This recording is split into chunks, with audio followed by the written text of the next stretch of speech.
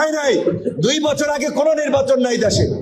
কারণ কি আপনারা মনে করেন কি রাতারাতি নির্বাচন দিলে সব ভালো হয়ে যাবে? পরিবর্তন হয়ে যাবে? একদল খাইছে আরেক দল খাওয়ার জন্য রেডি আছে। পরিষ্কার ভাবে এই প্রশাসন ঠিক না করে, রাষ্ট্র সংস্কার না করে আগামী 2 বছর আগে কোনো নির্বাচন আমরা চাই না। আর 10,000 টাকা হোক আর 10 লাখ টাকা হোক, যেই দিকে টাকা সেই দিকে দৌড় দিয়েছে এবং যেখানে যার টাকা তাকে বড় পদ দিয়েছে। বৈশাখী সহ ঝড় শুরু হয়ে যায়, তাহলে জুনেও নির্বাচন সম্ভব না।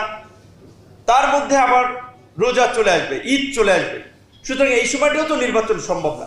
তাহলে প্রধান উপদেষ্টার ঘোষিত রোডম্যাপে যদি নির্বাচন করতে হয় তাহলে কিন্তু সেটা বিফোর ফেব্রুয়ারির ফার্স্ট উইক, ফেব্রুয়ারির প্রথম সপ্তাহের পূর্বে। তাহলে রাজনৈতিক দলগুলো ডিসেম্বরে নির্বাচনের দাবি করছে বা দাবি জানাচ্ছে। ধরেন যদি প্লাস মাইনাস 1 মাসও যায়, প্রধান উপদেষ্টার ঘোষিত সময় কিন্তু ফেব্রুয়ারির ফার্স্ট উইকে যাওয়ার কোনো অবকাশ নাই।